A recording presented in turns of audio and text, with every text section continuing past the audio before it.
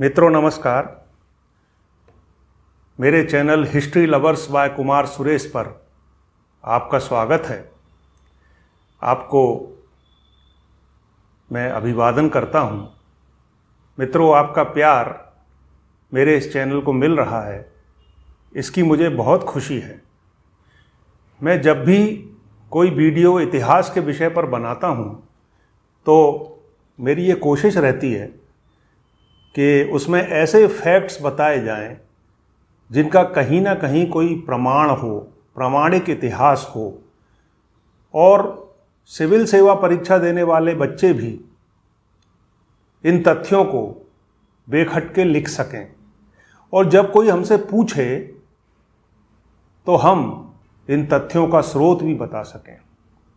तो आज हम एक नई श्रृंखला शुरू करने जा रहे हैं जिसमें मालवा के होलकर वंश के बारे में हम चर्चा करेंगे।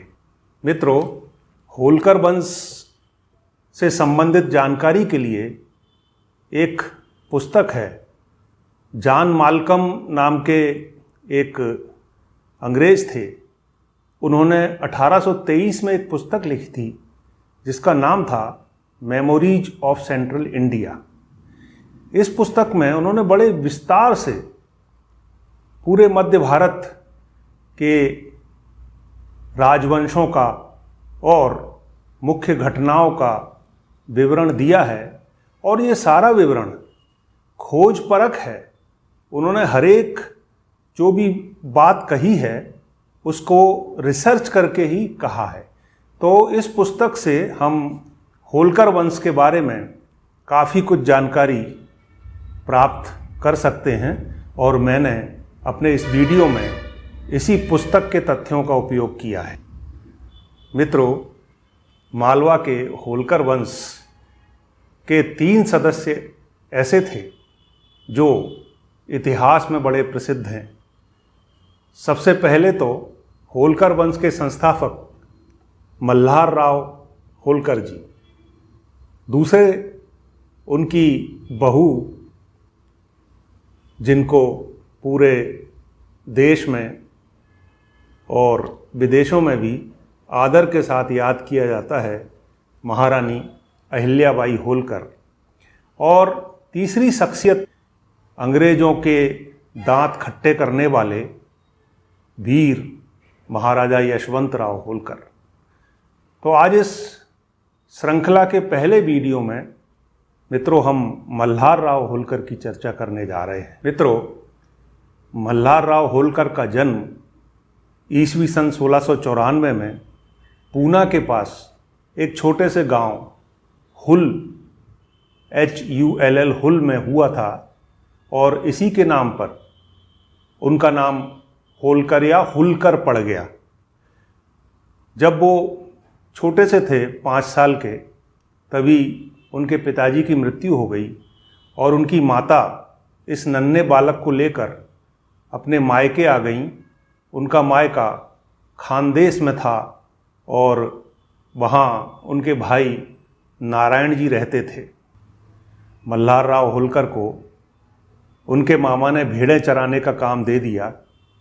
भेड़ें चराया करते थे, लेकिन बचपन से ही मल्हार राव में बहुत सारे ऐसे गुण प्रकट होने लगे जिससे लगने लगा कि ये बच्चा बड़ा होकर कोई वीर सेनापति बनेगा।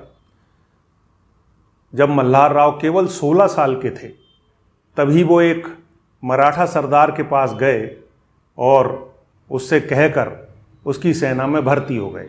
वहाँ उनको सिपाही बना लिया गया। मल्हार राव ने थोड़े ही दिनों में सारे सैनिक नियम कायदे, युद्ध की कलाएं आदि सब कुछ सीख लिए, और धीरे धीरे वो अधिकारियों की नज़र में चढ़ने लगे। जब मराठों का निजाम के साथ युद्ध हुआ तो मल्हार राव ने बड़ी वीरता का प्रदर्शन किया, और भी बहुत से अवसरों पर मल्हार राव ने अपनी वीरता और अपने नेतृत्व की क्षमता दिखाई। धीरे धीरे मल्हार राव को नायक का पद सेना में प्राप्त हो गया। मल्हार राव की वीरता और योग्यता के चर्चे पेशवा बाजीराव के कानों में पहुँचे। पेशवा बाजीराव ने उनको अपने पास बुला लिया और अपनी निजी सेना में 500 घुड़सवारों के दल का सेनापति नियुक्त कर दिया। धीरे धीरे मल्हार राव और तरक्की करने लगे और पेशवा बाजीराव के खास सेनापति बन गए। ईस्वी सन 1728 में मल्हार राव को पेशवा ने मालवा के 17 जिलों की देखरेख करने का काम सौंप दिया। 1732 तक मल्हार राव ने पूरे निमाड़ प्रदेश को मराठा राज्य में शामिल करा दिया। पेशवा ने इंदौर का जिला मल्हार राव को उनकी सेना के खर्च को निकालने के लिए सौंप दिया। मित्रों, 1735 तक मराठों का लगभग पूरे मालवा पर अधिकार हो गया था, पर अभी मुगल इस पर अपना अधिकार छोड़ने के लिए राजी नहीं थे और अक्सर मुगलों और मराठों की सेनाओं में युद्ध हुआ करते थे। इन सब युद्धों में पेशवा ने तो अपना नाम कमाया ही कमाया, मल्हार राव होलकर भी एक बड़े महान सेनापति के रूप में उभरने लगे। मित्रों, सन 1736 का साल था। पेशवा बाजीराव ने सोचा कि अब वो ठीक दिल्ली के चौखट पर जाकर मराठों की ताकत का प्रदर्शन करें। उन्होंने एक विशाल सेना ली, उसके 2 भाग किए। एक भाग का नेतृत्व खुद किया और दूसरे भाग का नेतृत्व मल्हार राव होलकर को सौंपा गया और ये दोनों सेनाएं दिल्ली के पास जा पहुंची। मुगल बादशाह अचानक घबरा गया। मुगल बादशाह ने जो सेना भेजी उसको बाजीराव ने बुरी तरह हरा दिया और दिल्ली के आसपास के इलाकों को लूटकर वो वापस दक्षिण की ओर आ गए। इस घटना के बाद दिल्ली की राजनीति तक मराठों का दखल हो गया। मार्च 1737 तक पेशवा बाजीराव उत्तर भारत में ही रहे और उन्होंने उत्तर भारत के अलग अलग इलाकों में सेनापति और देखरेख करने वाले मराठा अधिकारी नियुक्त कर दिए। पेशवा बाजीराव के दक्षिण में लौट जाने के बाद भी मल्हार राव लगातार उत्तर भारत में बने रहे और मराठा राज्य को पूरे भारत में फैलाने के प्रयास में लगे रहे। मित्रों, मराठा साम्राज्य को पूरे भारत में स्थापित करने के लिए मल्हार राव ने घोड़े की पीठ पर बैठकर लगातार अनगिनत अभियान किए और इस अभियान में उन्होंने लगभग पूरे भारत की खाक छान ली।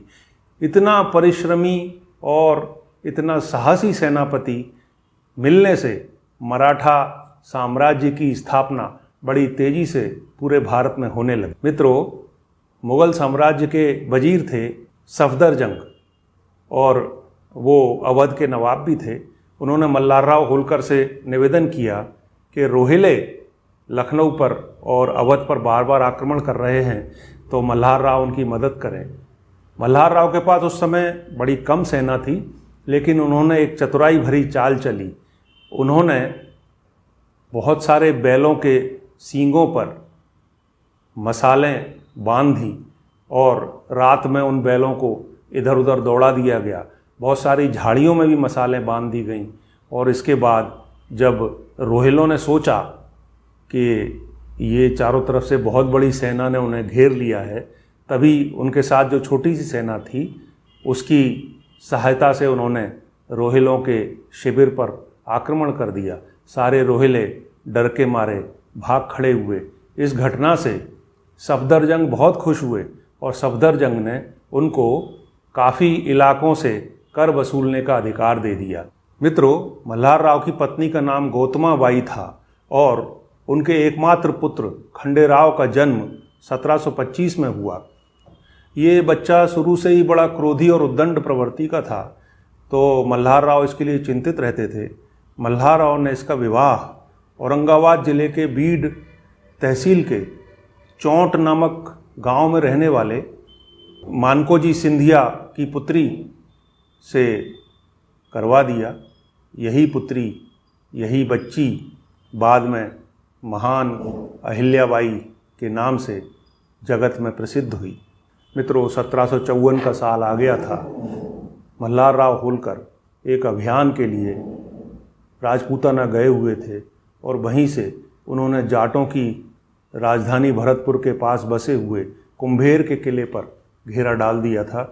घेरे के समय खंडेराव भी उनके साथ था एक दिन जबकि खांडे राव अपनी सेना की चौकियों का निरीक्षण कर रहे थे, तभी एक शत्रु की दिशा से गोली आई और उनको लगी और खंडे राव की वहीं मृत्यु हो गई। मल्हार राव को बहुत दुख हुआ। उनका एकमात्र पुत्र था खंडे राव।